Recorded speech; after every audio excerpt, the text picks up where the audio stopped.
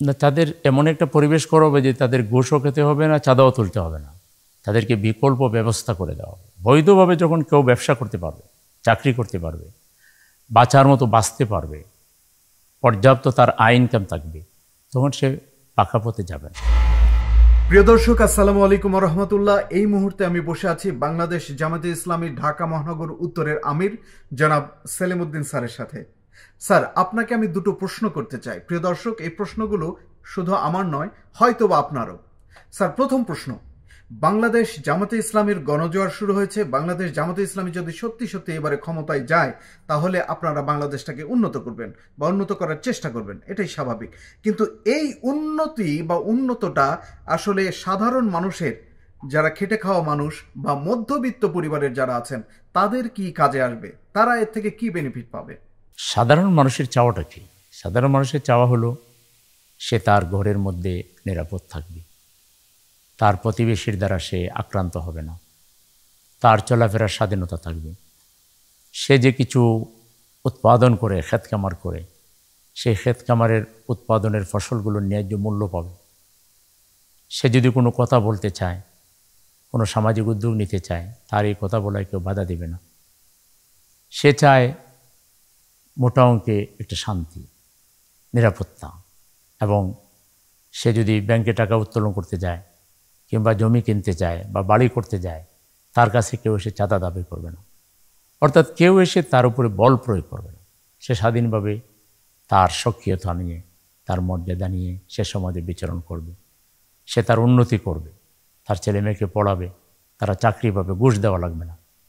এখন কি হচ্ছে, 20-25 বছর পড়ালেখা করানোর পরে এখন একটা কেরানি চাকরি নিতে হলো তাকে 20 লাখ টাকা ঘুষ দিতে হবে। এই টাকা পাবে কোথায় সে? সাধারণ মানুষের চাওয়াটা খুব বড় কিছু না। তারা চায় যে আমি আমার উৎপাদিত ফসলটা আমি একটু দূরের বাজারে নিয়ে বিক্রি করব, দ্রুত আমি যেন যেতে পারি, রাস্তাঘাটটা যেন ভালো হয়। এগুলি তো মানুষ চায়। ইনশাআল্লাহ জামাত ইসলামী যদি ক্ষমতায় আসে বা আমি আমার এলাকা থেকে যদি এমপি হই, তাহলে সাধারণ মানুষের সবচেয়ে বেশি উপকার হবে।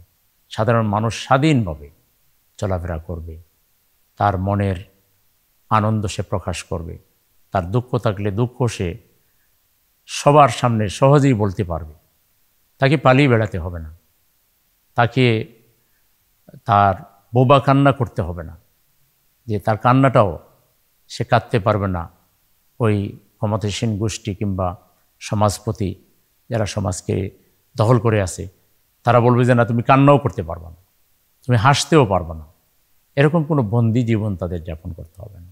তারা সহজ সরল জীবন যাপন করবে এবং তাদের ছেলেমেয়েরা উন্নতি লাভ করবে, শিক্ষা দীক্ষা করবে।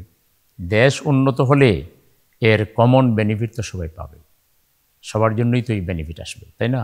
এটা বলা লাগে না যে আমার রাস্তা যদি হয়, এই রাস্তার বেনিফিট তো সবাই পাবে। স্কুল যদি হয়, এর বেনিফিট তো সবাই পাবে।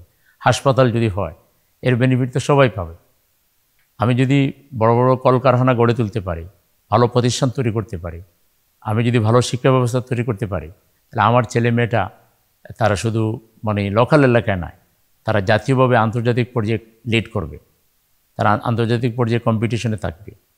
তাহলে দেশ উন্নত হলে, দেশের অবকাঠামো উন্নত হলে, দেশে পর্যাপ্ত সুযোগ সুবিধা বাড়লে সবাই উপকার পাবে।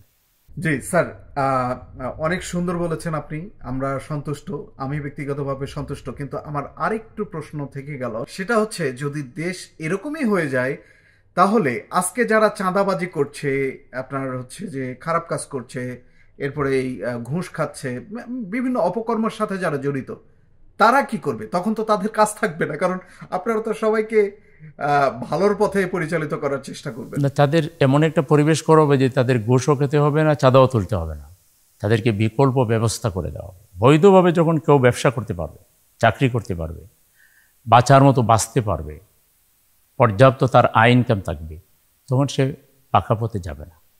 এখন যে এই পথে গিয়েছে লোকেরা বেশি, এটার কারণ হলো আমাদের সমাজের যে রাজনীতি, আমাদের যে প্রশাসন, আমাদের যে নেতৃত্ব, আমাদের যে কাঠামো, এই কাঠামোগত সিস্টেমের কারণে এখানে লোকেরা দুর্নীতিগ্রস্ত হয়ে পড়েছে বা এই অন্যায় পথে যাচ্ছে। সবাই তো মানুষ, সবার তো বিবেক আছে। সেখানে দেখবে যে আমি আইনের মুখোমুখি না হয়েই আমি স্বচ্ছভাবে ট্রান্সপারেন্টলি আমি ভালো কিছু করতে পারতেছি, তো সে অবৈধ পন্থায় যাবে কেন?